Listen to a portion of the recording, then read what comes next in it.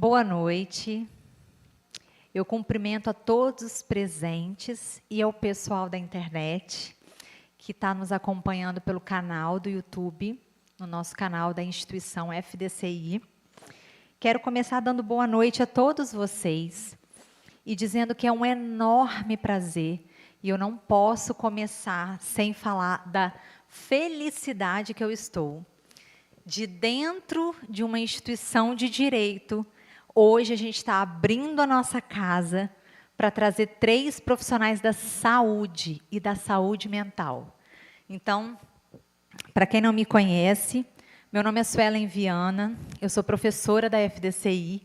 O que uma psicóloga está fazendo dentro da faculdade de Direito, né, gente? Então, eu leciono a disciplina de Psicologia aplicada ao Direito desde 2015. E esse mês a gente comemora, não, né? Esse mês, ele é marcado, setembro, é um mês em que a gente fala muito do Setembro Amarelo, e a gente vai falar muito sobre isso, porque é um assunto que, durante muito tempo, ainda a gente enfrenta isso, né? Foi um tabu a gente falar sobre a temática do suicídio. Então, hoje a gente vai conversar sobre isso. Hoje vocês vão ouvir 2 profissionais que trabalham com isso diariamente, dioturnamente, né? Sobre a temática. A gente vai ter com a gente, e a gente vai ter com a gente é ótimo. A gente vai ter conosco os 2 profissionais, o Dr. Tiago Tarran, que é médico psiquiatra. Já convido o Dr. Tiago Tarran.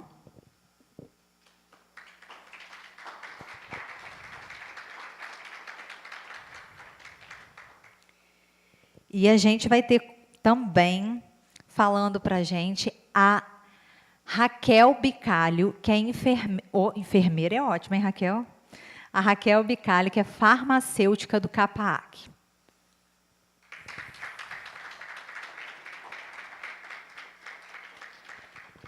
Gente, de antemão, eu já queria agradecer esses 2 profissionais que tem a agenda abarrotada, né? Raquel está até de plantão hoje, né, Raquel? Ó, gente, avisando a todos que estão, principalmente na internet, eu estou sem máscara quando eles vierem também, porque a gente está respeitando o distanciamento social.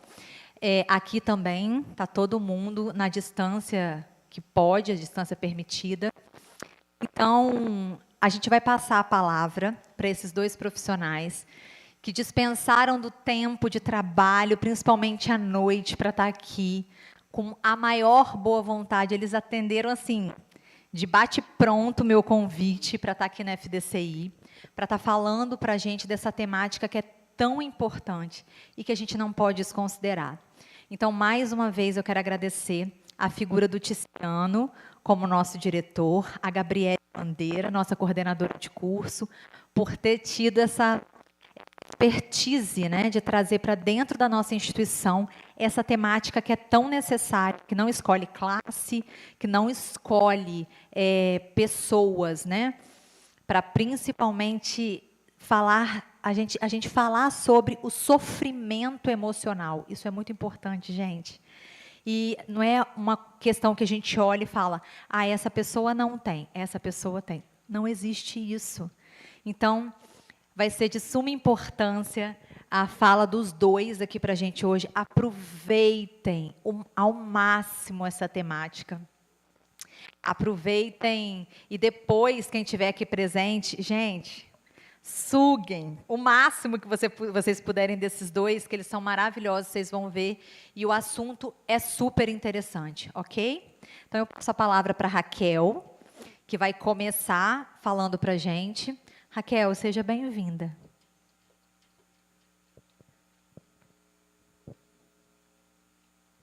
Pessoal, boa noite. Primeiro, gostaria de agradecer o convite. Estou muito feliz de estar aqui, muito feliz de ter sido convidada pela Suelen para falar um pouquinho com vocês. Acho que é muito importante a gente conversar sobre isso, na verdade, né? É um diálogo, a gente está aqui. Eu vou falar um pouquinho mais sobre a questão da saúde mental, o que a gente entende de saúde mental, e sobre o processo de adoecimento, e também sobre como que a gente, em termos de sistema de saúde, a gente pensou assistência para as pessoas que têm algum tipo de sofrimento psíquico. E aí, eu acho que a gente precisa colocar isso mais, digamos assim, disponível para todo mundo, dentro de uma faculdade de direito, dentro da casa de vocês, através do canal do YouTube, que isso seja possível a gente conversar. E aí eu gostaria muito de agradecer o convite, porque eu acredito nesse momento, acredito nesses espaços, acho que a gente precisa ocupar e precisa conversar sobre isso. Pode passar. Aqui. Só apertar? E aí, pessoal, eu organizei a minha fala, só para vocês entenderem um pouquinho, como se a gente colocasse 3 eixos. Eu vou falar um pouquinho sobre a saúde mental e o processo de adoecimento. A gente vai conversar um pouquinho sobre o tabu que envolve a saúde mental. Depois, a gente vai passear um pouco sobre a rede de atenção psicossocial e o CAPAC, ele está inserido nessa rede. Quando a gente fala aqui no sul do estado, eu trabalho no CAPAC, Tiago também trabalha no CAPAC. E depois eu vou fazer a minha crítica, que, enquanto farmacêutica, enquanto uma profissional da área da saúde mental, em relação à medicalização da vida, que hoje a gente acha que tudo é doença, que tudo a gente quer colocar um medicamento para curar os nossos sofrimentos, que fazem parte, às vezes, da nossa vida. E aí a gente começa um pouquinho a nossa apresentação. Eu queria fazer essas perguntinhas para vocês. Quem aqui conversa, quem aqui já refletiu, quem aí em casa já refletiu sobre o que é saúde mental? O que a gente pensa sobre saúde mental? A gente conversa sobre saúde mental? A gente cuida da nossa saúde mental? A gente se considera uma pessoa adoecida? A gente sabe o que é um adoecimento mental? E outra coisa que a gente precisa entender é que o adoecimento não necessariamente é um processo de loucura. O fato de eu estar adoecida não significa que eu sou um doente mental. A gente tem esse tabu ainda muito na sociedade, que a pessoa em sofrimento ela é afastada, ela tem que ser afastada do convívio. É uma pessoa que tem algum tipo de transtorno, será? É um doidinho que a gente costuma falar. E é um pouquinho disso que a gente vai entender que os processos de saúde e doença, para qualquer doença, seja ela uma doença mental ou não, ele está envolvido em várias dimensões da nossa vida. A gente tem esse modelinho aí, que é um modelinho clássico dos determinantes sociais, para a gente entender que a gente tem os fatores que são do indivíduo, os fatores que são do ambiente e aqueles fatores que estão ali, disseminados como cultura, sistema econômico, todas as questões que estão envolvidas na nossa sociedade. Então, qualquer processo de saúde e doença vai passar por todas aquelas dimensões. Tem a ver com o nosso trabalho, tem a ver com o nosso lazer, tem a ver com a nossa existência, o nosso modo de existir no mundo. Então, quando eu falo de saúde, para eu me considerar uma pessoa saudável, várias questões deste ambiente precisam estar saudáveis. Então, não dá para a gente pensar que a gente vive isolado do mundo. Não dá para a gente pensar que a gente não se relaciona. A grande maioria das pessoas vão trabalhar, a grande maioria das pessoas vão estudar, o nosso processo de saúde tem a ver com a nossa alimentação, o nosso processo de saúde tem a ver com qual é o tipo de sistema de saúde que nos está sendo oferecido. Então, na verdade, o que eu estou querendo dizer é trazer para vocês que o processo de adoecimento e também o processo de saúde é um processo extremamente complexo, que envolve todas essas dimensões. Para eu considerar um processo de construção de saúde, de me sentir saudável, são várias dimensões envolvidas. E a gente precisa entender que essas dimensões elas não estão descoladas da sociedade. A gente vive no meio social, a gente existe, a gente realiza, a gente é prática social também. Então, o nosso processo de adoecimento também é um fenômeno social. Hoje, o processo de adoecimento mental é um fenômeno social. E aí eu queria que vocês pensassem um pouquinho sobre isso. Como que é complexo e como que a gente realmente está inserido nisso. A gente não, pelo menos acredito que ninguém aqui vive sozinho, isolado, dentro de uma caverna. Todos nós estamos em constante relacionamento. E aí, quando a gente pensa um pouquinho sobre o processo de adoecimento, aquele indivíduo que adoece, isso vai refletir na vida dele em várias mudanças. A gente vai ter repercussões. Aquilo vai afetar a vida dele de diversos modos. No trabalho, como que ele pensa sobre si, como que ele se relaciona nos seus relacionamentos mais próximos, na sua família, no seu casamento, no seu namoro, dentro de uma faculdade, por exemplo. E, além disso, gente, a gente precisa entender que o processo de adoecimento ele é um processo singular. O que é isso? Que cada um de nós somos únicos. Cada um de nós vai adoecer de uma determinada forma. Cada um de nós vai reagir a este processo de adoecimento de uma forma. Porque o adoecimento ele é elaborado numa esfera que não é objetiva. Ele vai ser construído naquilo que a gente chama do subjetivo. Eu vou lidar com esse adoecimento de uma forma subjetiva.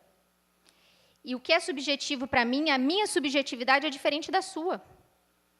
Porque entra o que a gente chama na área técnica de singularidade. Eu sou um sujeito único. E aí, gente, pensando um pouquinho sobre isso, a gente precisa entender, eu já falei um pouquinho sobre isso, que a gente vai ter essa repercussão da maneira subjetiva. Mas que isso vai gerar em nós alguns sintomas. E depois o doutor Tiago vai falar um pouquinho sobre isso com vocês. E que, normalmente, esses sintomas vão promover algumas perturbações emocionais, que podem nos gerar sintomas, por exemplo, de ansiedade e depressão. E aí, a gente, logo em seguida, o doutor Tiago vai falar um pouquinho com vocês muito sobre isso e como isso tem nos afetado. E como isso tem virado um ato que é o ato do suicídio. Eu queria só que a gente pensasse um pouco que quem não está inserido nisso daqui, gente, ó, quem tem certeza do futuro? Quem não sente uma dor física quando está adoecido? Quem tenta ter controle dos acontecimentos? Isso faz parte da nossa vida. Então, a gente precisa entender que o processo de adoecer, ele faz parte. Mas, Raquel, você está querendo dizer que está todo mundo adoecido? Não. Eu estou querendo dizer que é inerente à vida o processo de adoecer. A gente pode adoecer em algum momento da nossa vida. E não tem problema. A questão é a gente tentar entender o que está me levando ao adoecimento. Porque o que a gente sabe é esse monte de sintomas. A gente entra numa crise de exaustão, de ansiedade, de depressão, o cabelo cai, a perna treme, eu emagreço, eu engordo, eu não consigo dar conta das minhas funções do dia, não consigo estudar para a faculdade. E a gente está aqui exatamente para falar isso, para falar que isso faz parte da nossa vida e que a gente precisa, de alguma forma, tentar entender isso, tentar elaborar isso. E buscar ajuda. O que é o mais importante no Setembro Amarelo é a gente falar sobre a necessidade de você pedir ajuda. Você entender que isso pode acontecer e que a gente pode pedir ajuda, sim. O meu fato de eu estar me sentindo ansioso, exausto, com alguns sintomas, eu posso pedir ajuda. Isso não significa que eu vou ser colocado dentro de um hospital psiquiátrico. Mas, caso você precise, ele existe. E aí a gente vai entrar na segunda parte da nossa apresentação, que é a gente tentar entender um pouquinho esse tabu, esse estigma, esse preconceito que tem na nossa sociedade de que ou a gente é louco ou a gente é normal. Ou a gente é anormal ou a gente é louco. Isso depende muito da nossa perspectiva. Porque a gente tem uma necessidade de padronizar tudo, né? A sociedade tenta fazer isso, colocar a gente em padrões, normatizar, regular. E será que a pessoa que está fora desse padrão, necessariamente ela é um louco? Ou ela só tem um modo de enxergar a vida diferente? Ou ela está fora do que aquilo que a gente considera normal? E aí, gente, trazendo um pouquinho do contexto histórico para vocês, na Idade Média, tudo estava associado, né, ao pecado.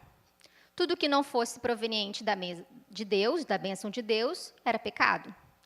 Então, a pessoa que tinha algum tipo de transtorno mental ou algum tipo de padrão fora da normalidade, era considerado um pecador. E aí a gente cria os grandes espaços de leprosários que a gente vai despejar essas pessoas que não estão dentro dos padrões, os moribundos, os mendigos, os doentes mentais, os leprosos, vai todo mundo morar nesse grande internamento que a gente vai chamar. No século XVIII, a gente tem uma questão que surge, o racionalismo científico. A gente começa a usar a razão para explicar tudo. Tudo tem uma razão de si. E aí, tem uma questão que acontece também, que com a Revolução Industrial, as cidades começam a ficar lotadas. E aí a gente tem aquelas questões das epidemias, começa a surgir o sanitarismo, e surge um camarada, um psiquiatra, que é chamado Pinel, Philippe Pinel. E ele vai começar a olhar para essas pessoas com transtornos mentais e vai tentar traçar uma questão de saúde e doença. Ele vai dizer que essas pessoas com transtornos são os alienados mentais. E aí ele vai liberar daquele grande internamento as pessoas que não eram doentes mentais. Eles vão ser libertados. Mas os doentes mentais vão ser colocados num novo tipo de asilo, o asilo dos alienados. E isso vai predominar na psiquiatria durante muito tempo, até o século XIX e século XX, que a gente vai ter os grandes manicômios e aqueles grandes depósitos de pessoas, como tivemos aqui em Cachoeiro, por exemplo. E aí, nesse momento, surgem algumas técnicas para tratar, né, a doença mental. A lobotomia, o SCT e os medicamentos.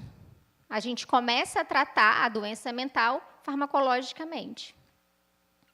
Até que surge um camarada, que a Sueli gosta muito, Freud, que vai falar que existe... Espera lá. Além desse adoecimento, existe o ser humano que adoece. E esse ser humano, ele é complexo. Ele tem mente, ele tem corpo, ele tem espírito, ele se relaciona, ele tem algo que a gente não considera durante muito tempo, que é o subjetivo.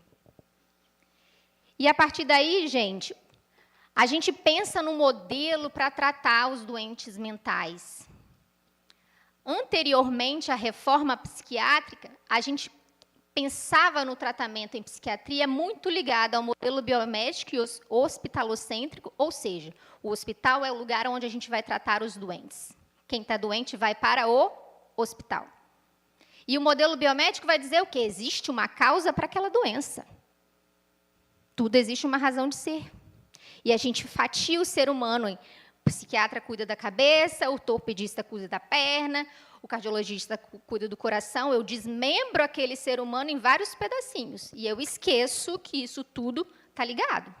E que esse ser humano habita um espaço social.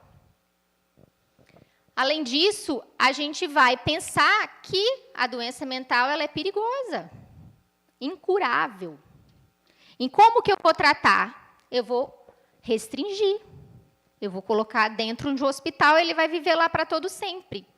Ele vai viver isolado da sociedade, porque ele não tem condições de viver na sociedade. E qual é o produto disso tudo? A gente tenta normatizar o sujeito, todo mundo tem que ser igual. A gente começa a adestrar as pessoas. A gente precisa que as pessoas tenham padrões de comportamento.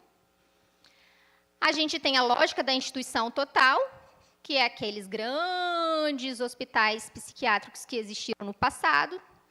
Total violação de direitos. Ele não sente, ele não tem direito de escolher sobre a própria vida, ele não tem direito de escolher como ele quer ser tratado. E, a partir disso tudo, gente, a gente vai surgir um movimento que a gente vai chamar de reforma psiquiátrica, que vai questionar esse paradigma psiquiátrico. Vai falar, pera lá, o homem, ele não é só uma mente e só um coração separado. Ele é tudo junto. Existe um processo complexo de saúde e de doença, existe um processo complexo de viver e existir no meio. E a gente precisa pensar, e existe alternativas de tratamento que não sejam necessariamente contenção e hospício. Eu posso pensar em alternativas, em psicoterapias, em formas de olhar o doente e tratar aquele doente de outra maneira que não seja necessariamente isolamento. Eu posso trabalhar com arte, eu posso fazer terapia, eu posso fazer dança. A gente pode tentar entender aquele sofrimento de outras formas. E aí, gente, as coisas elas não acontecem descolados, né? Como que a gente chegou nessa construção desse modelo de atenção psicossocial, que é o que a gente tem hoje aqui no Brasil? A reforma psiquiátrica, ela vai começar lá na Itália, com um camarada chamado Franco Basaglia, que vai começar a questionar esse paradigma psiquiátrico lá na Itália.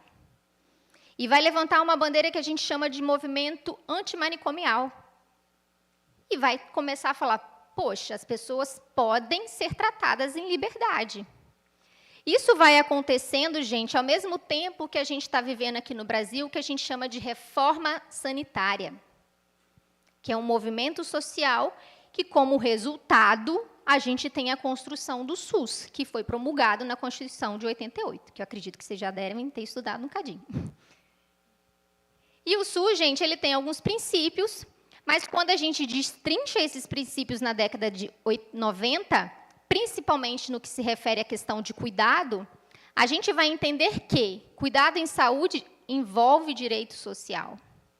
Cuidado em saúde significa, principalmente em saúde mental, em eu garantir autonomia àquele paciente, àquele usuário em sofrimento, independente de ser só sofrimento mental. Aquele camarada que está lá na atenção básica, ele precisa ter autonomia sobre si. Ele é um sujeito único, que as minhas necessidades de saúde vão ser completamente diferentes das necessidades da Suelen e do Tiago, porque somos pessoas diferentes e que vivemos em ambientes diferentes. Além disso, a gente vai pensar no cuidado territorial. Começa a surgir aquilo que a gente chama das UBSs, as Unidades Básicas de Saúde. O cuidado está lá no seu bairro. Ele vai ser de base territorial. A gente descentraliza o cuidado de dentro do hospital. O hospital ele vai fazer parte, mas ele não vai ser o único lugar. E a gente pensa num processo de reintegração social. É quando a gente vai começar a pensar, a desmontar os grandes hospícios. E aí, quando a gente chega nos anos 2000, a gente tem a promulgação da Lei 10.2216, que vai falar sobre como as pessoas com transtorno grave devem ser tratadas. Como que a gente vai tratar essas pessoas e vai dizer qual vai ser o modelo assistencial que a gente vai utilizar para tratar essas pessoas, para assistir essas pessoas, que vai ser o modelo de atenção psicossocial. A portaria 3088 de 2011, ela vai falar sobre os direitos das pessoas com sofrimento ou transtorno grave e também daquelas que têm algum tipo de sofrimento em virtude do uso de drogas, álcool e outras drogas. E vai falar qual é a rede que a gente vai estabelecer para tratar essas pessoas. E aí, gente, qual que é a grande diferença em relação àquele cuidado prestado anteriormente para esse que é proposto no modelo de atenção psicossocial? Aqui a gente está deslocando a atenção para o sujeito que sofre. Lá, o nosso foco estava voltado para a doença. Eu queria acabar com a doença. Eu queria tratar a doença. Aqui não, a gente quer tratar o sujeito. E, como consequência, cuidar da doença. E a gente também vai considerar que aquele sujeito que está em sofrimento, ele é um sujeito desejante, que tem autonomia sobre si, que pode pensar sobre si. E mais do que isso, a gente não é um ser descolado das coisas, a gente tem uma história de vida. E a gente tem possibilidades de reconstruir essa vida, mesmo que até aqui a minha vida tenha sido muito ruim. E aí, gente, nunca sei se esse negócio está certo. E aí a gente vai ter alguns pilares desse paradigma da atenção psicossocial. Na dimensão técnica, eu estou dizendo que o sofrimento vai fazer parte da existência dos indivíduos. Ele faz parte. É isso que eu estou tentando trazer um pouquinho para vocês hoje. E eu vou olhar para esse indivíduo com uma clínica ampliada, pensando que ele pode ser assistido e cuidado não só pelo médico também, mas pelo farmacêutico, pelo enfermeiro, pelo psicólogo, pelo terapeuta ocupacional, pelo artista, por você, pela sua família, por toda a sua rede de apoio. E a gente vai pensar nas relações de saber-poder que muda. Antes, é o médico sobre o paciente, uma relação vertical. Eu tenho domínio de como a sua doença tem que ser tratada. Aqui não, aqui a gente está na horizontal. Vamos construir junto o nosso projeto de cuidado. Vamos construir junto possibilidades de cuidado. Que às vezes ela pode existir ou não existir, mas a gente precisa construir junto. E para a gente construir junto, a gente precisa do usuário, a gente precisa da família, a gente precisa do profissional, a gente precisa que a comunidade científica, acadêmica, converse sobre isso. A gente precisa que isso seja disseminado nesse ambiente. É isso que a gente está propondo. E nas relações institucionais, a gente vai pensar na integralidade da ação. Eu vou pensar numa rede que tem diversos pontos para te atender em determinados momentos do seu processo de adoecimento, mais grave, mais agudo, mais crônico, emergente, urgente, ou o simples fato de existir. Aqui a gente não vai pensar em instituição total. Os hospitais eles vão ser um lugar de internação temporária, transitória, de curta permanência, que a gente chama. E, obrigatoriamente, se eu vou pensar em serviços que conversam entre si, dispostos em rede, que eu vou mostrar para vocês. E na perspectiva ética, gente, que é super importante a gente pensar, a gente vai respeitar o sujeito e considerar as suas singularidades. O meu olhar sempre vai estar no sujeito, e não necessariamente na doença. E aqui o cuidado ele não vai estar centrado nos sintomas, em acabar com os sintomas. Mas você está dizendo que a pessoa não vai tomar medicamento? Não estou dizendo isso. Se for necessário que ela tome medicamento, que ela tome medicamento. Se for necessário a gente reduzir os sintomas, que a gente reduza os sintomas. Mas não é só isso. Ela pode escolher, por exemplo, ouvir vozes.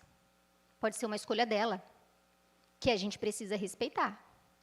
Ela pode escolher, por exemplo, continuar usando a droga dela. Porque a droga faz parte da história de vida dela.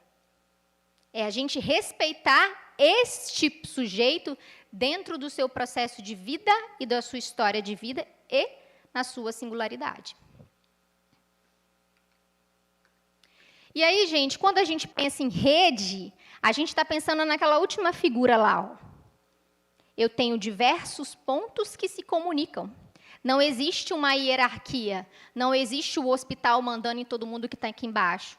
Não existe o postinho não conversando com o hospital. A gente se conecta. A gente tem atribuições diferentes para cuidar do mesmo paciente. Somos diferentes pontos de uma mesma rede. E aí o nosso processo vai ser um processo de cuidado integral, que vai romper com aquilo que a gente chama da lógica hierarquizada que a gente tinha, né? O soberano poder do hospital. E aí, desenhando um pouquinho aquele mesmo quadro, os nossos princípios vão estar pautados nos direitos humanos, no paradigma da atenção psicossocial, que eu acabei de dizer um pouquinho para vocês, e a complexidade invertida é que a gente está olhando para o sujeito e não para a doença. Eu vou pensar em diferentes formas e práticas de cuidado que vão envolver isso tudo aqui. Isso aqui é uma linguagem mais técnica para a área da saúde mental ou da saúde. Acolhimento, matriciamento, redução de danos, projeto terapêutico singular, crise, urgência e emergência. E o produto disso tudo vai ser que eu vou garantir e proteger os direitos dos meus usuários, eu vou ter um cuidado integral e territorial, eu vou ter a afirmação da democracia e da cidadania, eu vou permitir que ele seja um cidadão, eu vou tentar incluir ele na sociedade, e aí a gente vai tentando transformar a sociedade, porque é um projeto de transformação da sociedade que eu estou incluindo aquela pessoa que sempre esteve fora, reclusa, isolada, dentro de um hospital. Essa figurinha é só para a gente ilustrar o que a gente está chamando de cuidado na atenção psicossocial, cuidado em liberdade, cuidado integral, promoção da autonomia, estratégias de educação permanente, controle social, tudo isso percorre o que a gente está pensando em práticas de cuidado na atenção psicossocial. E essa RAPS, ela significa Rede de Atenção Psicossocial. É um desenhinho para a gente entender. Eu tenho atenção hospitalar, eu tenho atenção básica, eu tenho o centro de apoio no território, que é o CAPS, eu tenho as residências transitórias, tudo isso compõe aquela rede que está integrada. E falando um pouquinho dessa rede, gente, a gente tem a atenção básica, que é aquele que a grande maioria vai ter um postinho no bairro, que eu posso ter os consultórios de rua, que a gente não tem aqui em Cachoeiro, nem os centros de convivência, a gente também não tem aqui em Cachoeiro. A gente vai ter atenção psicossocial especializadas, que são os CAPs, e nas suas diversas modalidades. Aqui em Cachoeira, a gente tem o CAPS 2, que é para transtorno grave, que fica lá no bairro Gilberto Machado. E a gente tem o CAPS AD, que é o CAPS para álcool e drogas, que fica lá no bairro Nova Brasília, na subidinha ali do bairro do Zumbi. A gente vai ter atenção de urgência e emergência, que é o CAPAAC, que a gente vai explicar um pouquinho para vocês. A residência de caráter transitório, que são as instituições de acolhimento, que também tem aqui em Cachoeiro. A atenção hospitalar, que também fica lá no CAPAAC, e as estratégias de desinstitucionalização, que a gente viveu essas estratégias quando teve o encerramento das atividades da Clínica Santa Isabel. Então, na verdade, a gente vai ter um sujeito em crise e a gente vai acreditar que ele tem capacidade de elaborar essa crise, e se, porventura, ele não dá conta dessa crise, que ele procure ajuda. E aqui em Cachoeiro existe um lugar que funciona 24 horas para vocês, que é o CAPAAC. O CAPAAC, o nome do CAPAAC é Centro de Atendimento Psiquiátrico Dr. Aristides Alexandre Campos. Ele é um hospital psiquiátrico que tem 2 setores, o setor de pronto-socorro e o setor de internação. Ele foi fundado há 47 anos, ele faz parte dessa RAPS, como eu disse para vocês.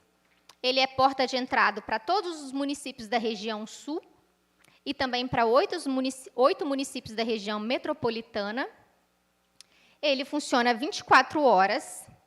Como eu disse, tem o pronto-socorro e tem a internação de curta permanência. Curta permanência, gente, significa que a pessoa vai ficar internada lá no CAPAAC, no máximo, de 20 a 30 dias. O nosso pronto-socorro, ele tem 3 leitos de retaguarda, funciona 24 horas. A nossa internação tem 35 leitos, 22 leitos masculinos e 13 leitos femininos. Esse é o fluxo de atendimento, só para vocês entenderem um pouquinho, a pessoa que chega lá no CAPAAC, ela vai ser primeiramente atendida por um enfermeiro, que vai fazer o acolhimento com a classificação de risco, vai fazer o que a gente chama da triagem, ver como que aquele paciente está, e depois ele vai ser encaminhado para atendimento médico. E aí ele vai passar por uma avaliação psiquiátrica, que vai tentar entender um pouquinho o que está acontecendo naquilo ali. Se é uma emergência, se é uma urgência, como está se dando a construção daquela crise. Se ele entender que é necessário uma internação, o paciente vai ser internado. Se ele entender que, neste caso, o paciente precisa de um cuidado clínico em hospital clínico, ele vai ser encaminhado para o hospital clínico. Ou se não, ele pode ter, dali do pronto-socorro, ele pode ser medicado e ter alta. A gente também tem um serviço social lá no pronto-socorro para poder entender muito de onde esse paciente está vindo, quem é esse paciente, se é um paciente que já tem um histórico, se é a primeira vez, o que aconteceu na vida desse paciente que ele está chegando aqui. O que a gente precisa reforçar que é 24 horas de porta aberta. O CAPAC fica lá no bairro Monte Belo não, Monte Cristo, não. Qual que é ali mesmo? Monte Cristo, né?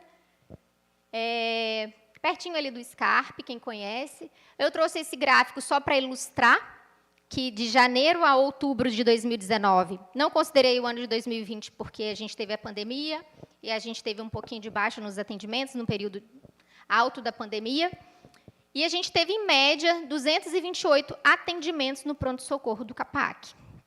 Média de atendimento médico, tá, gente?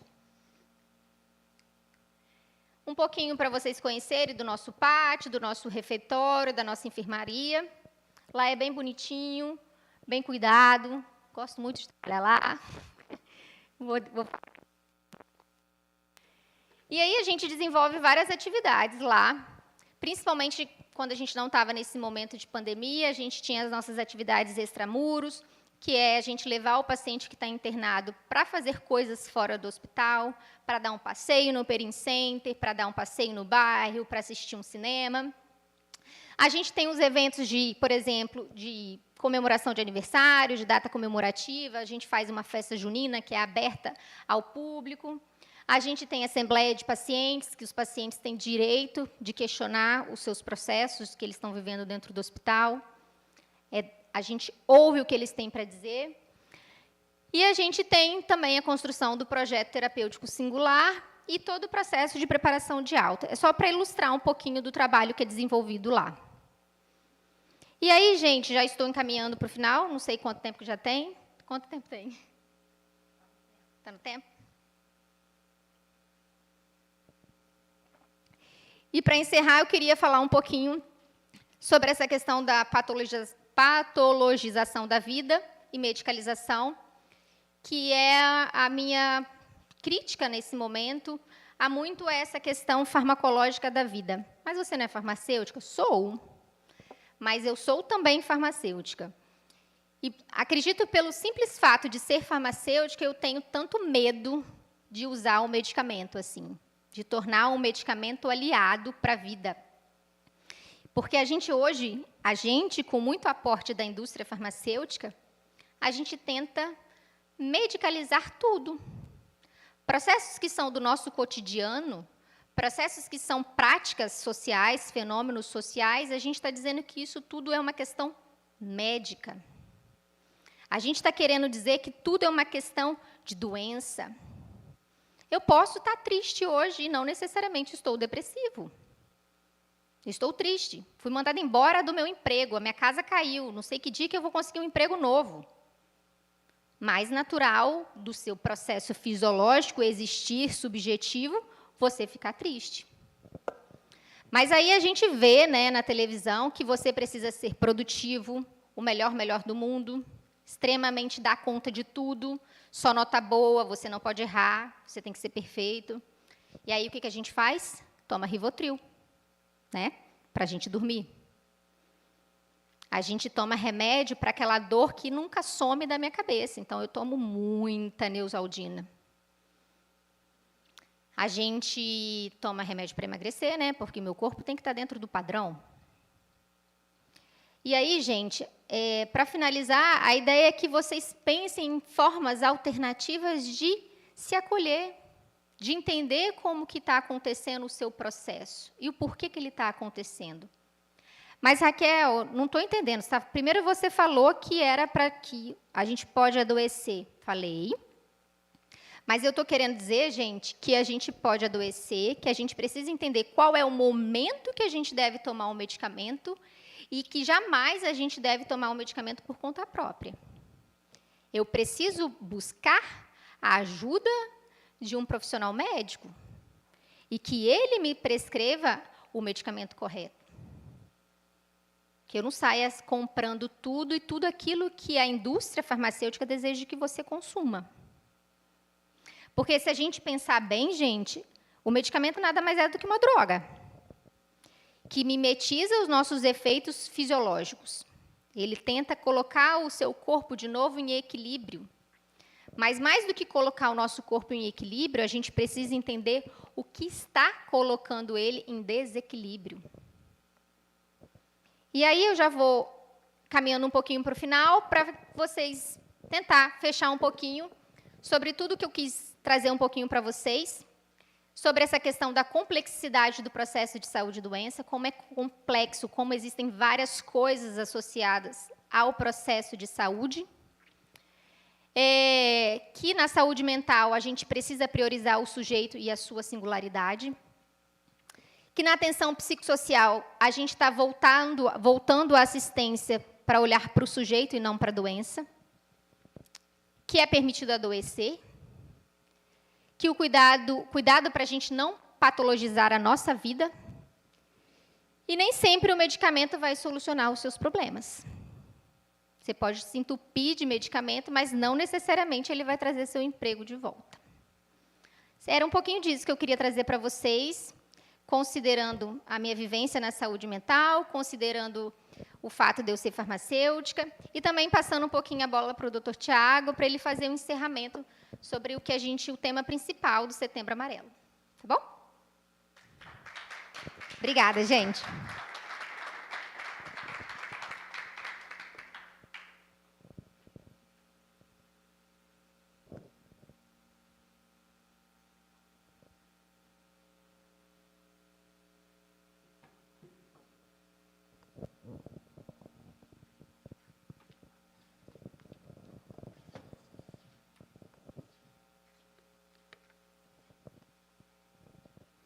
Boa noite.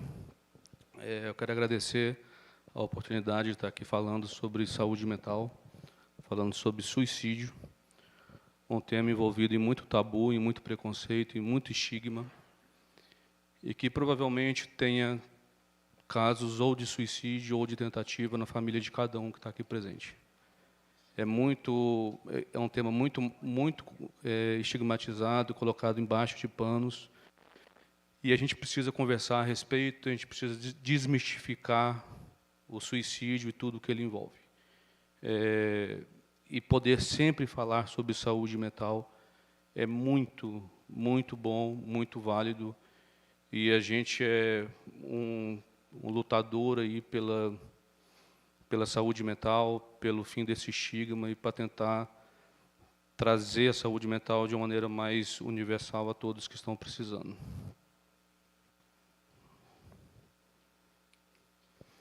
Os conflitos de interesse que eu sou obrigado a descrever.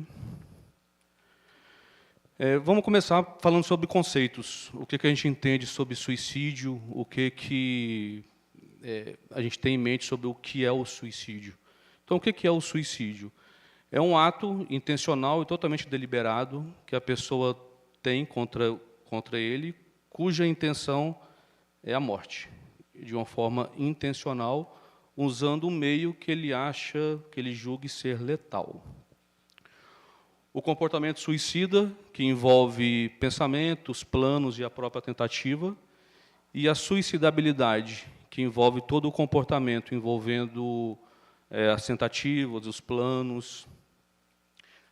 Um detalhe aqui, a gente fala muito sobre o espectro suicida.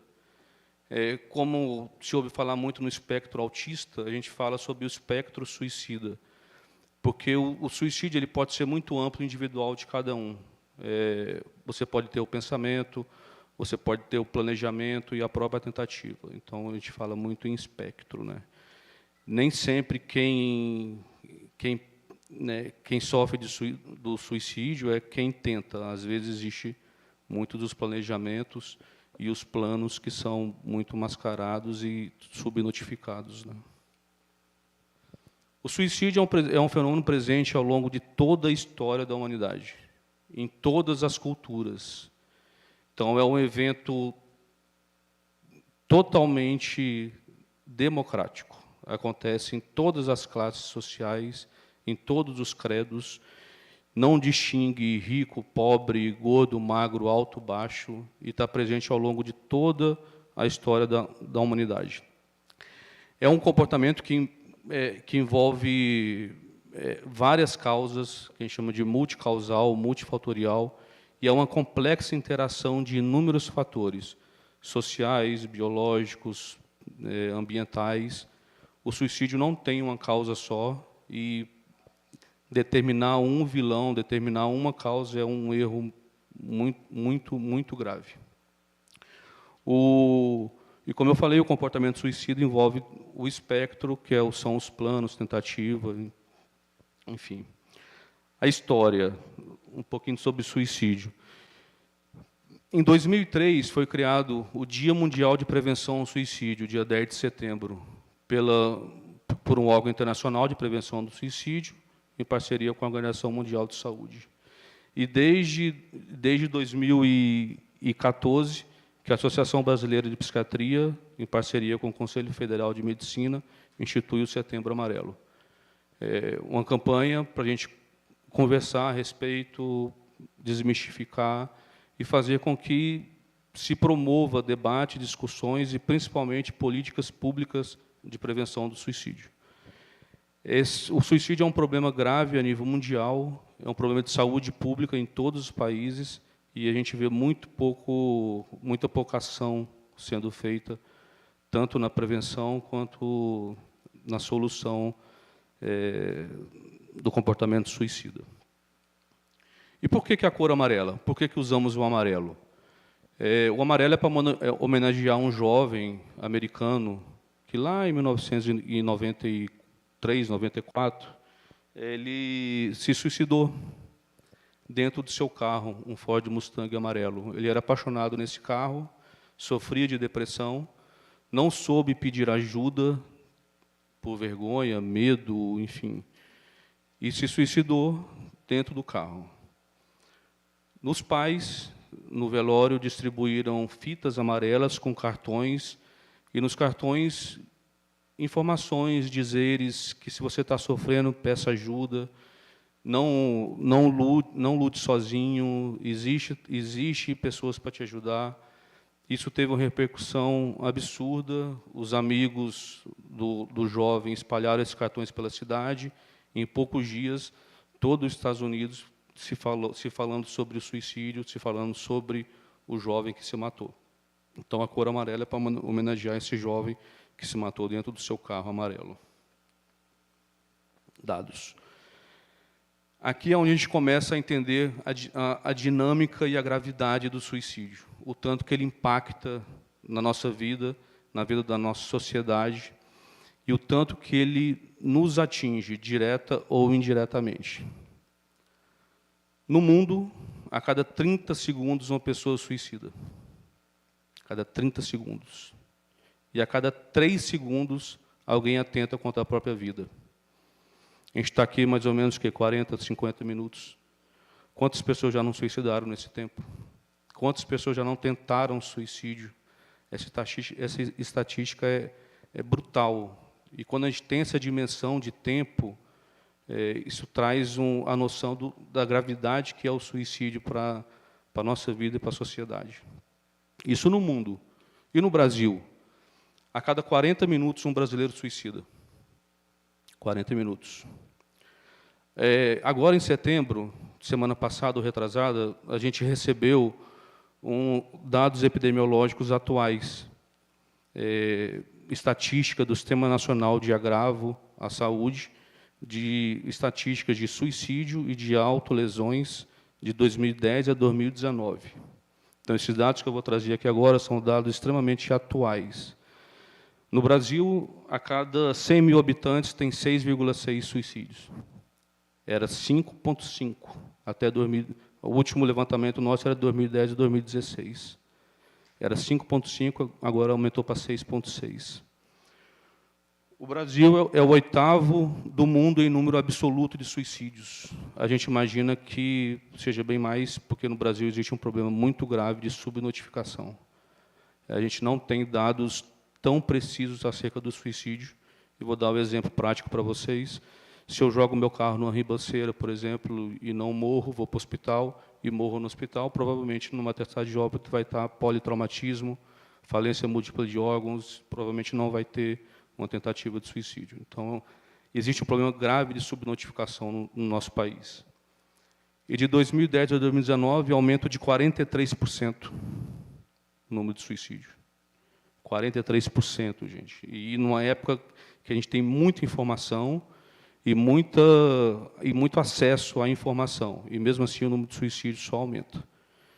E as regiões onde mais se suicida no Brasil, Sul e Centro-Oeste.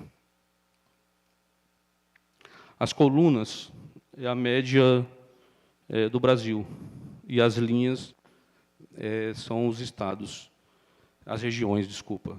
E pode ver que Centro-Oeste e o Sul, acima da média nacional de suicídio. Então, essa estatística é brutal e gritante. Aqui pelo estado. A linha na horizontal é a média nacional, e as colunas, os estados. Olha o Rio Grande do Sul, quase o dobro da média nacional. Espírito Santo está mais ou menos na média nacional, de 6,5. Isso é extremamente grave, gente. E o que é que a gente faz a respeito? Nada. A gente não vê política pública nenhuma de prevenção do suicídio. Ah, mas em setembro a gente fala, a gente veste amarelo, a gente coloca bottom e fala sobre suicídio. É muito pouco. A gente precisa falar o ano inteiro. Setembro amarelo é o ano inteiro. Por que se faz um mês de campanha? Por que se faz o outubro rosa? Por que se faz o novembro azul? Para ser um mês onde todo mundo se fala a respeito, onde a mídia intensifica ações, planejamentos, mas acontece câncer de mama e de próstata o ano inteiro, como acontece suicídio a cada 30 segundos. Então, a gente precisa falar disso o ano inteiro. Os homens suicidam quase 4 vezes mais do que as mulheres. Só para vocês terem a comparação por 100 mil habitantes. Os homens em 10 e as mulheres em torno de 2. Então, os homens suicidam mais. A gente vai ver mais lá na frente. As mulheres tentam 3 vezes mais do que os homens, mas os homens são mais efetivos e suicidam mais. Os homens costumam buscar meios mais letais e conseguem ser mais efetivos no suicídio do que as mulheres.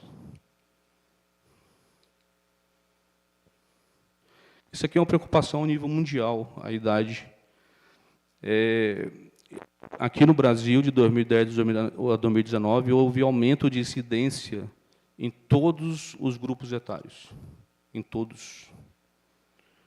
Adolescentes, 81% de aumento. 81%.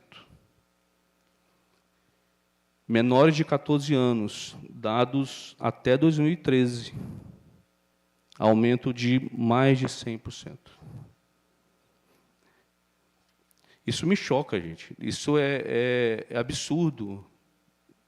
Provavelmente vocês estão vendo isso pela primeira vez, essa estatística. É assustador ler isso e entender o tanto que os jovens, os nossos filhos, sobrinhos, enfim, estão sofrendo e sofrendo muito das vezes calado, com medo de preconceito, de julgamento, de críticas. A gente já sabe que na infância e adolescência é a época que surge a grande maioria dos transtornos mentais nos adultos. Então, quanto mais precoce for o diagnóstico, mais precoce o tratamento, melhor o desfecho. A gente está cansado de saber que qualquer tipo de tratamento, quanto mais precoce for, melhor, transtorno mental, inclusive. É grande preocupação mundial, eu vou falar isso depois, mas não custa repetir, o suicídio é a segunda maior causa de morte de jovens de 15 a 29 anos. Segunda maior causa de morte no mundo inteiro. Aqui, para vocês verem os gráficos, as colunas das idades, região sul e centro-oeste, lá em cima. Aqui é só para mostrar uma coisa para vocês. Essa tabela, enfim, isso que não é de suicídio, é de autolesão. As mulheres, com incidência muito maior do que os homens de tentativas. Olha lá, em porcentagem. As mulheres, quase 2/3 dos casos. E se a gente for descer um pouco, ensino superior, praticamente muito pouco tentativa. E muito ali ensino médio e fundamental. Ensino superior, normalmente, são adultos, já com família constituída e que tenham uma série de fatores de proteção, que a gente vai falar, que normalmente o jovem não tem. Esse aqui é de 2005. 2005, aqui no Brasil. De cada 100 tentativas, de cada 100 pessoas, 17 pensam em suicídio, 5 planejam, 3 tentam e só 1 chega no pronto-socorro. De cada 100, só 1 chega no pronto-socorro. 2005, tá? A gente imagina que isso aqui hoje seja muito pior.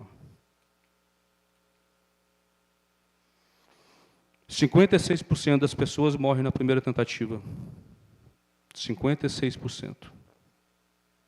40% repetem ao longo da vida. 25% dos que tentam repetem até no ano seguinte. 9% se suicidam em 9 anos e 12% em 10 anos. Mais de 1/3 dos que pensam mantém ideação por 10 anos. Isso é muito grave, gente. Então, o que a gente precisa? A gente precisa conhecer as causas, os fatores de risco e proteção, entender o comportamento suicida, saber lidar, para a gente entender e diminuir estigmas, facilitar o acesso e fazer com que a pessoa não se sinta envergonhada de pedir ajuda. Então, o que a gente precisa é conscientizar, para diminuir tabu, estigma e preconceito. Então, vou falar um pouquinho sobre os fatores de risco. Os 2 principais fatores de risco é a tentativa prévia e os transtornos mentais. A tentativa prévia é considerada o principal fator de risco do suicídio. Então, se eu já tentei, a chance de tentar de novo é muito grande, em torno de 5 a 6 vezes maior. E é considerado o principal fator de risco para o suicídio. Estima-se que 50% dos que suicidaram tentaram previamente. Os transtornos mentais, quase 100% dos casos de suicídio têm um transtorno mental não diagnosticado, não tratado ou mal tratado. Quase 100%. Ou seja, o suicídio é potencialmente tratável e evitável. Basta a pessoa ter acesso à saúde e, obviamente, pedir ajuda, né? Os transtornos mentais mais comuns envolvendo suicídio: depressão, o transtorno bipolar, dependência química, esquizofrenia e transtorno de personalidade. Depressão e transtorno bipolar se enquadram em transtornos de humor. Então, só eles são responsáveis por quase metade dos casos de suicídio. Transtorno do humor transtorno do humor, depressão e transtorno bipolar, 35%. Vindo no sentido horário, dependência química, personalidade e esquizofrenia. Esses 4 itens, esses 4 transtornos correspondem a 80% dos casos de suicídio. Então, é potencialmente tratável e evitável. A gente chama de 3Ds, né? Desesperança, desmotivação e desamparo. E se isso estiver presente e tiver um pouco de impulsividade, vai ter tentativa de suicídio. O ato suicida em si, ele é um ato impulsivo. A pessoa, por mais que muita gente ache que é sinal de fraqueza, na verdade, o ato do suicídio é uma busca de alívio, é uma busca de não sentir dor, de fazer com que o sofrimento que a pessoa sinta não tenha mais. Então, num ato de impulsividade, ele quer tirar esse sofrimento e tem a tentativa de suicídio. O gênero, como eu falei, os homens suicidam mais, mas as mulheres tentam mais. A idade, como eu falei, a segunda principal causa de morte, segundo a OMS, em 15 a 29 anos. No Brasil, de 2010 a 2015, aumento de 65% nos casos de 10 a 14 anos e 45% dos 15 ao 19. A geração Y, nascida os millennials, né, que estão na moda, e a geração Z, de 95 para cá. A gente vem estudando muito, principalmente a geração Z, do aumento do número de suicídio, e por diversas razões. A tecnologia, principalmente, a violência, então não socializa mais na rua igual na minha geração,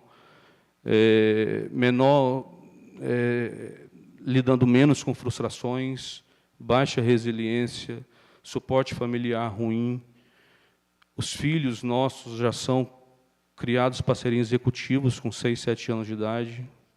Está se pulando a infância, isso é muito grave.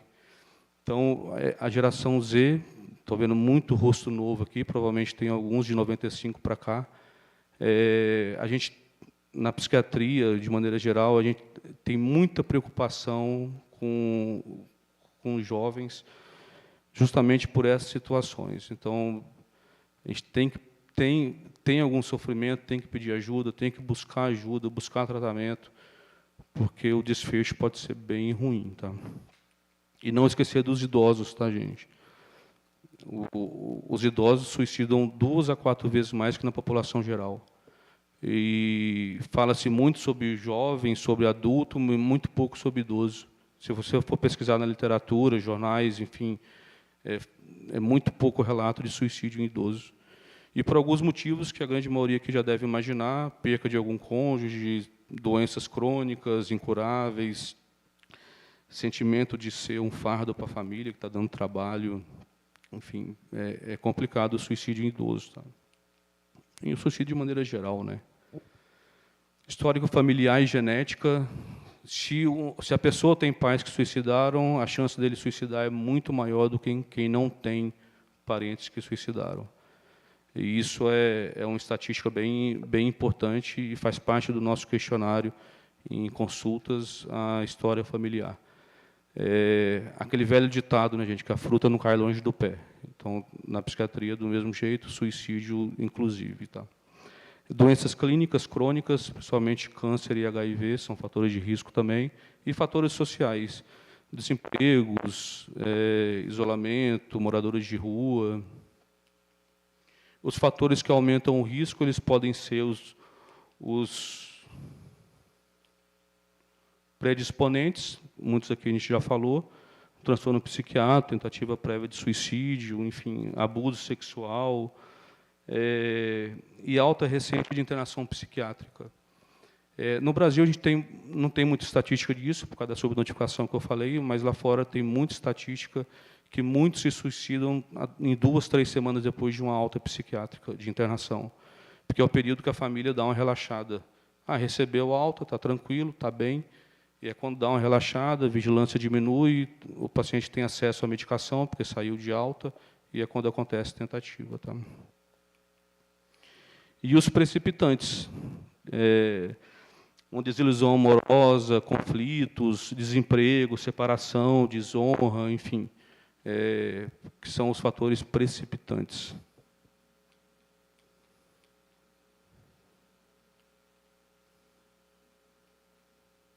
Fatores de proteção, muito importantes isso aqui, gente. O que são fatores de proteção? São características pessoais, como capacidade de resolver problemas, e características do meio, laços sociais, familiares, que eles interagem de forma que a gente passa a enfrentar melhor problemas, a gente passa a enxergar soluções de uma maneira melhor, mais clara, e a gente tem mais enfrentamento para situações ruins que chegam. Eles não agem de forma isolada, mas interagem para fazer com que a gente mude nosso pensamento e mude nosso modo de enfrentamento. Um dos fatores de risco para suicídio é ter doença mental, então o fator de proteção, obviamente, é não ter doença mental. Né? Esse é um dos principais. E a gente tem outras situações, autoestima elevada, capacidade de resolver problemas, resiliência, Um suporte familiar, isso é muito importante. A família, normalmente, sempre é o primeiro apoio, é o primeiro suporte. Então, você ter um suporte familiar legal facilita que a pessoa se abra, busque ajuda, fale. Então, a família é fundamental. Ter senso de responsabilidade com família, ter criança em casa, isso é comprovado que diminui, é um fator de proteção. A pessoa pode ter o pensamento de suicídio, mas não chega a ter a tentativa, ou diminui bem se tiver filho em casa. E, aproveitando o gancho da religiosidade, e no nosso dia a dia de consultório, são duas coisas que normalmente seguram um planejamento de evitar a tentativa. Normalmente é filho e Deus. São duas coisas que seguram muito uma tentativa.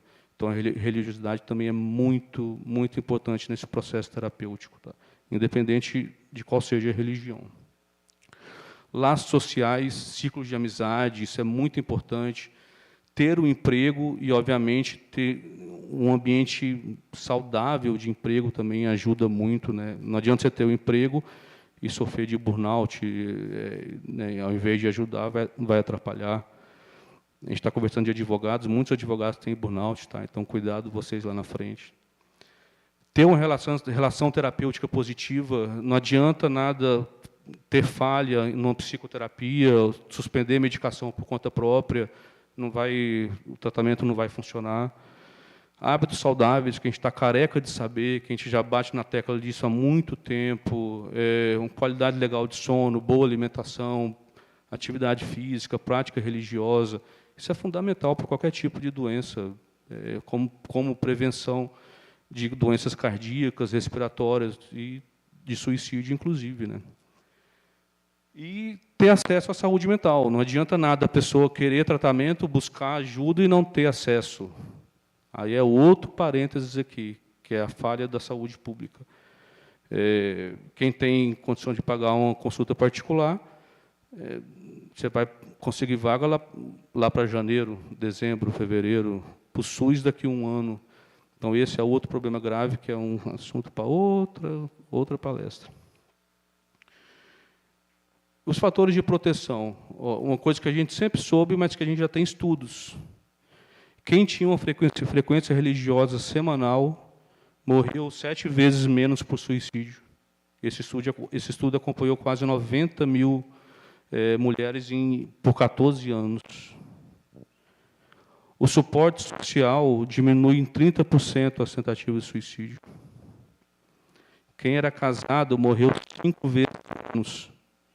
E quem tinha filhos diminui também. Então, você ter uma frequência religiosa, você ter um suporte social legal, ser casado, né, ou ter um senso de responsabilidade com família, ter filhos, isso ajuda muito como fator de proteção.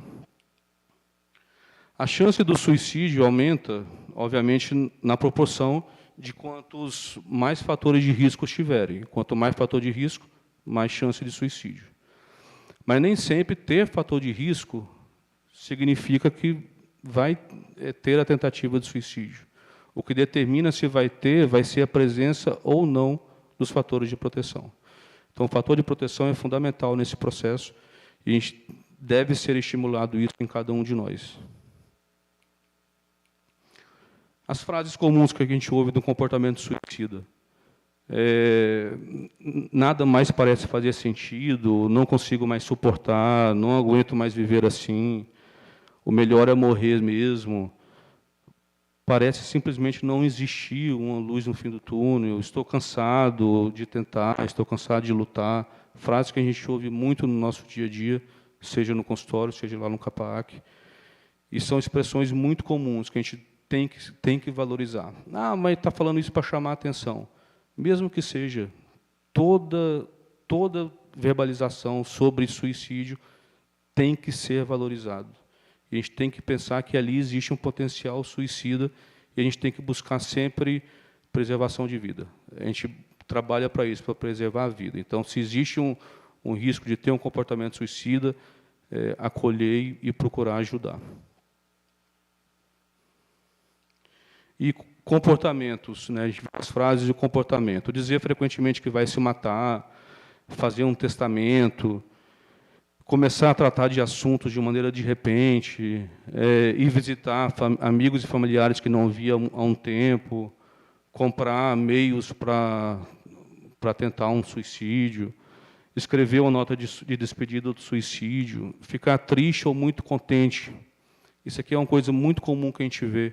A pessoa depressiva, grave, que não sai de uma cama, e da noite no dia seguinte está alegre, feliz, como se tivesse melhorado do nada. A pessoa já decidiu que vai suicidar.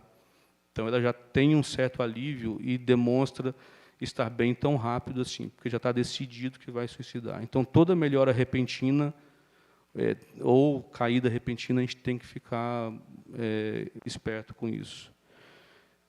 Perda de interesse em fazer coisa que gostava. Isso aqui é uma coisa muito interessante, cara. Mitos e fatos. As coisas que a gente ouve e pensa e que a gente carrega como crença. Coisas que a gente ouve desde quando a gente é menino, pequeno, e carrega para a vida adulta, e a gente repete certos mitos desses. O suicídio é uma decisão individual, já que cada um tem seu livre-arbítrio. Não, não é. O objetivo é preservar a vida. A partir do momento que a pessoa, e vocês, como advogados, futuros advogados, vão entender bem, quando a pessoa passa a pensar em um suicídio ou tentar o suicídio, ele já perde a decisão, a autodecisão, ele já não tem a crítica, ele já não tem o comando sobre a vida dele. E vai fazer com que, vai necessitar que outra pessoa, seja família, seja médico, seja, enfim, tome decisões por ele. Ele já não tem mais capacidade de se autodecidir. Então, o suicídio não é uma decisão individual. O objetivo sempre é a preservação de vida. Então, se tem a tentativa, o plano ou o pensamento, a gente tem que intervir. Quando a pessoa pensa em suicidar, terá risco para o resto da vida. Não, o suicídio envolve um transtorno mental. Então, tratando esse transtorno mental, o risco não se mantém para o resto da vida. As pessoas que ameaçam só querem chamar a atenção. Como eu falei, mesmo que seja, valorize. Se existe uma ameaça, a gente tem que pensar que existe a chance de ter a tentativa. Então, acolher, sempre acolher. E empatia, atenção e amor, sempre. Quem quer se matar não avisa. Avisa. Segundo estudos, cerca de 50% das tentativas de suicídio têm um aviso até 2 semanas antes. Sejam por carta, por mensagem, por textos, enfim. Então, a grande maioria avisa que vai se matar. Os jovens não têm suicídio. Isso é uma estatística a nível mundial. Se uma pessoa que estava deprimida e pensava em se suicidar passa a se sentir melhor, está fora de perigo? Não, a gente acabou de falar sobre isso. Quando o indivíduo mostra sinais de melhora ou sobrevive a uma tentativa, está fora de perigo? Não. O fator de risco principal é uma tentativa prévia. Então, se tentou, a chance de tentar de novo é muito grande.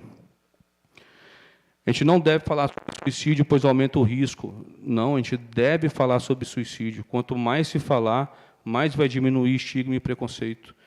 Quem está sofrendo e fala sobre suicídio, quem está pensando e fala, isso gera alívio para a pessoa, ela se sente confortada, se sente acolhida, e a chance de diminuir o pensamento é muito grande. É proibido que a mídia aborde o tema, a mídia tem que abordar, a mídia não pode fazer sensacionalismo. A gente orienta, a gente pede para os veículos de imprensa não divulgarem meios de suicídio, não divulgarem imagens de suicídio, mas falar sobre suicídio, a gente deve falar isso o tempo todo, né? Falta de Deus ou de ocupação, vai arrumar um trouxa para lavar, vai arrumar um emprego, vai descarregar um caminhão de cimento. A gente ouve isso muito no nosso dia a dia. Isso não merece nem comentário, porque é uma ignorância grande. Os mitos são impactantes? Muito. Eles afetam muito a vida da pessoa e podem potencializar ou acelerar o processo do comportamento suicida para a tentativa em si, né? O que a gente não deve fazer? Ignorar a situação, transparecer que o problema é banal ou cômico, ficar chocado, envergonhado ou em pânico, desafiar a pessoa, deixar a pessoa para lá. A gente precisa acolher, a gente precisa ouvir com seriedade, ouvir atentamente, sem julgar, sem apontar, sem criticar, acolher, pedir ajuda a um profissional. Quando a gente tem um infarto, ou eu caio e quebro, tem uma fratura, a gente não vai ligar para o SAMU, bombeiro, e pedir ajuda? Porque quem está com risco de suicidar, a gente não faz o mesmo. Então, a gente tem que pedir ajuda. O suicídio é uma emergência médica e precisa de intervenção imediata. Então, a gente tem que pedir ajuda. SAMU, bombeiro, enfim. Obviamente, a gente tem que tentar remover os meios para a pessoa tentar se matar, identificar formas de ofertar um apoio emocional, seja profissionais, seja família, seja amigos, as coisas que a pessoa gosta, e, em caso de emergência, obviamente, levar para o hospital. Dentre os fatores que impedem a busca é o estigma e tabu. Então, a gente tem que tentar desmistificar, tentar tirar esse estigma, tentar tirar esse preconceito e acolher carinho, amor, empatia. Isso é fundamental e ajuda muito. Normalmente, o estigma, o preconceito, faz com que a pessoa se sinta excluída e envergonhada. Olha o exemplo que eu falei no início, do jovem que se matou no seu carro, tinha vergonha, tinha medo de pedir ajuda, se sentiu excluído e suicidou. Empatia. A gente fala muito sobre isso, empatia. Se colocar no lugar do outro, tentar entender o sofrimento e a dor do próximo. Pode parecer meio utópico isso, mas o mundo seria muito melhor se a gente fosse mais empático. E cada vez que passa, a gente vê menos empatia, a gente vê cada vez mais todo mundo muito individualista, muito consumista, muito mais ter do que ser, e isso é extremamente estimulado dos nossos filhos. Quem tem filho pequeno aí de 5 a 10 anos, assiste o desenho que ele assiste, veja as propagandas dos desenhos, veja o canal do YouTube que ele assiste, veja o que ele está assistindo, o estímulo que é o consumismo o tempo todo. O estímulo ao consumismo e o ataque ao conceito que a gente tem de família. Isso é o tempo todo na nossa família, tá? Dos nossos filhos. Acolher, normalmente quem tem empatia faz tudo isso aqui, ó. Quem tem empatia acolhe, ouve, ama, tem paciência, tem carinho. Então, o que a gente precisa, basicamente, é ter empatia. Quem tem empatia não julga, e, se tem risco, obviamente, pedir ajuda, né? Todos que falam sobre suicídio têm risco em potencial e precisam de ajuda. A abordagem verbal pode ser mais eficiente até do que a medicação, porque diminui o sofrimento, diminui a angústia, e a pessoa tende a se sentir acolhida, amada, e isso diminui o sofrimento e diminui a chance de uma tentativa. A família, né, papel fundamental por ser o primeiro ponto de apoio. A família é extremamente importante em todo o transtorno mental como um todo. E a família tem papel fundamental nisso, seja para o lado bom, seja para o lado ruim. Então, a família é um ponto de apoio muito, muito importante na prevenção do suicídio. Acolher, ser carinhoso, saber ouvir, ser amoroso, empatia. Então, vamos ser mais empáticos. O comportamento suicida está associado a um transtorno mental, portanto, a gente deve tratar, buscar ajuda. Tem tratamento, tem como ser quase 100% evitável. E a gente não pode esquecer, obviamente, da importância da terapia. Não é porque a Suelen está aqui, mas eu bato muito na tecla da importância do processo de psicoterapia. Ele é fundamental e de extrema necessidade no tratamento de qualquer transtorno mental. É comprovado por inúmeros estudos, artigos aí de muito tempo, que o tratamento psicológico e psiquiátrico associado é muito mais eficiente do que um ou outro separado. Então, associar medicação, psicofármacos com terapia, o tratamento é muito mais efetivo e muito mais rápido. Tá? Como eu falei, falar sobre suicídio não estimula a pessoa, pelo contrário, ela se sente acolhida e tende a diminuir todo o planejamento e até a tentativa, né? Falar sempre é a melhor solução, mas para a pessoa falar, ela tem que se sentir acolhida, e é onde a gente volta na empatia. Então, empatia, lembrar disso sempre. O objetivo da campanha do Setembro Amarelo é, obviamente, campanha de prevenção mesmo, desconstruir o tabu que envolve o comportamento suicida, desmistificar o que, como a gente falou, quase 100% do suicídio tem um transtorno mental, então tratar é efetivo, então desmistificar o tratamento psiquiátrico. A gente trabalha eu já estou na psiquiatria já desde 2005, já 16, 17 anos, e a gente faz um trabalho meio que de formiguinha de tentar desmistificar a psiquiatria, tirar esse conceito de que é médico de doido, até que se prove o contrário, todo mundo um dia vai precisar de um psiquiatra. Por questão ética, não vou divulgar meu cartão para vocês, mas se precisar, a Suelen passa. E precisou o mundo inteiro sofrer com a pandemia para a gente perceber que sem saúde mental a gente não tem nada. Só se fala em saúde mental no mundo inteiro. Tema do Enem, ano passado, saúde mental. As grandes empresas estão pensando na saúde mental dos seus funcionários. Então, a saúde mental está em voga. Se fala muito sobre a importância da gente ter uma saúde mental. Então, vamos buscar isso através de um tratamento, se for o caso, de hábitos saudáveis, prática religiosa, enfim. Usar estrategicamente a mídia para a campanha preventiva, incentivar espaços de promoção de saúde e discussão, aqui, por exemplo, em bairros, igrejas, enfim, associações. Tentar regular ao máximo os acessos aos meios mais utilizados, ter mais restrição à compra de certos, principalmente arma de fogo. Tem que ser mais criterioso isso. Estimular construções inteligentes e planejamento de cidade com medidas de prevenção. Isso é utópico para o Brasil, tá, gente? A gente não tem acesso a cadeirante, pensar nisso para o Brasil é um pouco complicado. E, para finalizar, por que a gente deve saber sobre suicídio? A gente fala sobre estatística, dado, então vamos mais dado para chocar mais ainda, para a gente, né, enraizar e ver a importância do suicídio. É responsável por cerca de 10 a 15 mortes para cada 100 mil habitantes.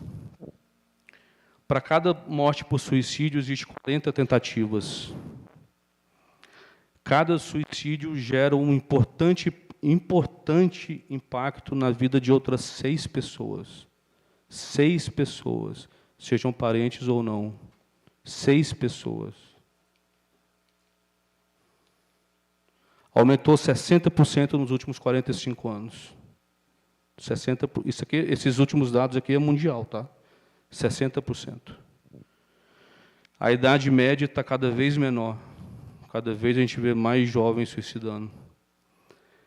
E isso é brutal. E a última frase aqui para vocês verem o tanto que a situação é grave.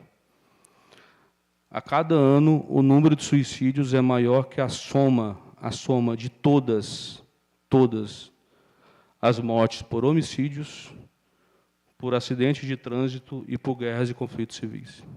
Isso no mundo inteiro, tá? Olha a dimensão e o problema que é o suicídio.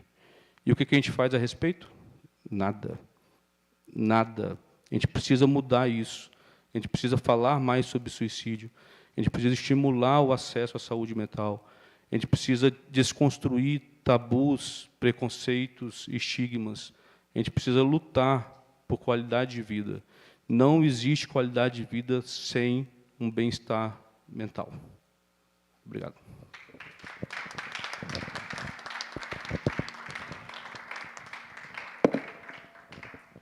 E vamos lutar pelo ar-condicionado também, né, gente?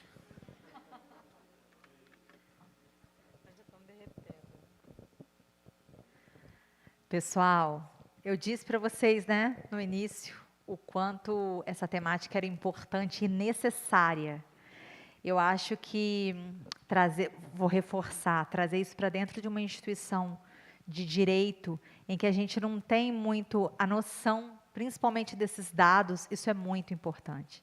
A gente precisa refletir, a gente precisa pensar a respeito, a gente precisa, principalmente, ser empático, né? Porque quando a gente pensa em empatia, a gente se considera muito simpático, e que é totalmente diferente de ser empático. Então, a empatia é algo que a gente tem que desenvolver e fazer como uma rotina, sabe? Como um hábito diário, porque isso é muito sério. Isso é muito sério. Então, eu queria, desde já, agradecer mais uma vez a presença do Dr. Tiago Tarran, a presença da Raquel, aqui nessa noite, que acrescentou tanto para a gente. Eu vou chamar a Jane. Jane está lá fora, né? Jane. Vou chamar a Jane. A lista está aí, Jane? Olha só, a gente trouxe para também prestigiar e valorizar quem está aqui, né, de forma presencial. A gente trouxe 3 kits para a gente sortear. A Jane é detentora da lista de presença aí, né, Jane? Qual o número, de quanto a quanto? Vai, Raquel, de 1 a 18, fala um número aí. 15, quem que é, Jane? Jamilson, tá aí? Ou já foi? Já foi, Jane. Fala, Tiago, um número de 1 a 15. Olha que maravilha, gente. Tiago trouxe bottom. O 1 para prestigiar o primeiro que chegou. Quem? Maria Eduarda. Maria Eduarda, ó, você vai ganhar um kit, fazendo propaganda, gente, da Mind, da nossa clínica multidisciplinar, tá? E o bottom que o Dr. Tiago trouxe do Setembro Amarelo, tá bom? Maria Eduarda, parabéns. Vamos tirar uma foto. Nem pode abraçar, mas eu sou do contato, entendeu? Vai lá, Jane. Fala um número aí. Ah, não, você não pode.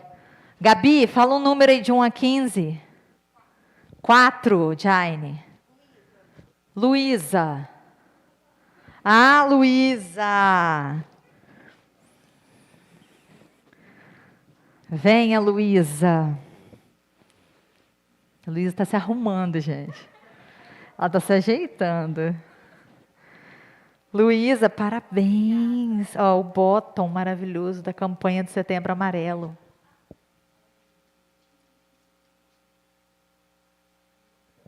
Foi o último agora, né, Jai? Ah lá, Raquel, tá quase pegando o seu lá, ó. Vai, Ticiano, de 2 a 18. 18, Jai. Everton. Ah, ele não pode, porque ele já ganhou esse kit, ele vai ganhar... Pelo menos o bottom você vai ganhar. Vem cá, Everton. Olha que lindo. O bottom do Setembro Amarelo você vai ganhar. A gente está tirando foto de máscara, tem que tirar, né? É, a gente tem que tirar, olha que horror. Cadê a foto? Aqui. Ah, vem, Everton. O interessante é que mesmo de máscara a gente sorri. Você já viu? Não é? Vai lá. Vai, Raquel, fala outro número aí. 10. Karina Ambrósio. Ah, Karina vai ganhar o kit e o bottom. Gente, o bottom é lindo da campanha do Setembro Amarelo. Ticiano está aqui, doutor Tiago. Eu quero um. Parabéns. Vem cá, para a gente tirar uma foto.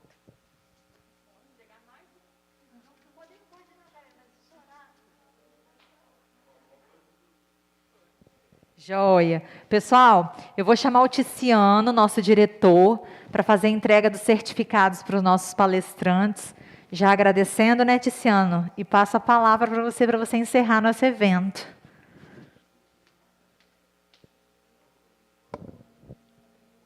Boa noite, pessoal. Boa noite a todos aqueles que estão nos assistindo. E eu quero parabenizar aqui a professora Suelen. Quero parabenizar também o Dr. Tiago, a Raquel e a nossa coordenadora, a professora Gabriele também, por todo o empenho em estar fazendo esse evento e assistindo vocês, que foram maravilhosos, esclarecedores, quebrando e superando tabus. A gente fica cada vez mais convencido, enquanto instituição, que a gente está no caminho certo e fazendo essa questão de uma forma adequada. Eu espero que nos próximos eventos, que nós possamos trazer mais essas questões e esses debates dentro dessa sociedade, desse mundo de altíssima concorrência e que produz também esse adoecimento desse indivíduo, dessa singularidade, dessa humanidade, né? Foram temas que são paralelos ao direito, mas que, ao mesmo tempo, o direito toca, não resolve, mas toca. Né? Enquanto vocês falavam, me vinham aqui alguns tipos penais, por exemplo. Né? Os meninos aqui que já estudaram direito penal ou que vão estudar direito penal vão lembrar do artigo 146, constrangimento ilegal. É um crime contra a liberdade da pessoa. Né? Mas não vai caracterizar o constrangimento ilegal quando você constrange alguém mediante violência para conter o ato suicida. Olha, então, o direito penal dizendo isso. E mais, o direito penal incrimina aquela pessoa, lá no artigo 122 do Código Penal, de quem participa, induz a prática do ato suicida. Observe que o ato de se suicidar por questões humanitárias, ele não é punido pelo direito penal. Mas aquele que induz, participa ou presta auxílio material para a prática do ato suicida, e o suicídio é entendido aqui, nessa perspectiva, como um ato voluntário de supressão consciente da própria vida, dentro do direito penal, especificamente, já dentro da psiquiatria, não precisa ser consciente, pode ser também inconsciente, né? Nesse sentido. Então, assim, o direito penal, ele não pune o suicida, mas por questões lógicas e por questões humanitárias, mas ele responde a isso. E mais, o direito como um ordenamento jurídico, que eu falo a partir da faculdade de Direito, ele não se coaduna com o suicídio. Né? Na verdade, a gente, quando estuda a sociologia do próprio direito, a gente estuda grandes estudiosos que compreender o fenômeno suicida, como, por exemplo, eu falo com meus alunos, Émile Durkheim. Émile Durkheim tem uma obra, um grande sociólogo, sobre suicídio. E ali ele vai caracterizar o suicídio sob perspectivas sociais, não sobre essas perspectivas de subjetividades, mas ele cuida disso. Ou seja, é uma preocupação. Mas uma coisa que eu não sabia, muitas coisas eu não sabia, que vocês elucidaram de forma maravilhosa.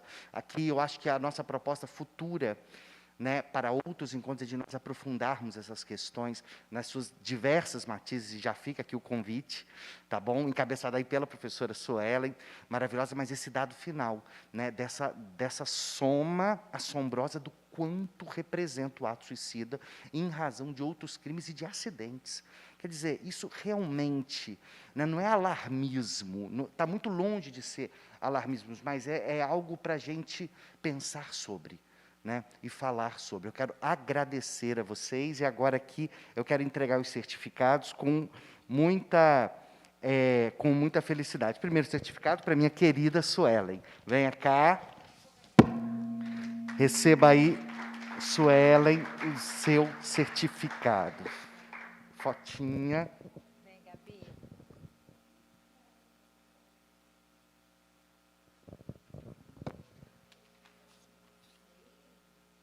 Doutor Tiago, venha cá.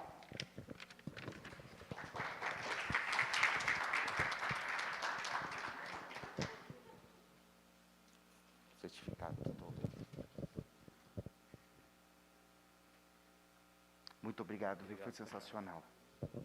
Raquel, minha querida, venha cá, com muita alegria que eu te entrego esse certificado.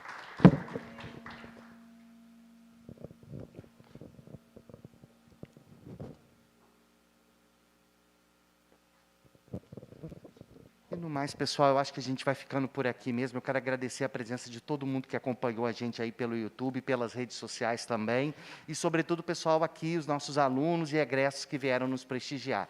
Tenham todos uma boa noite.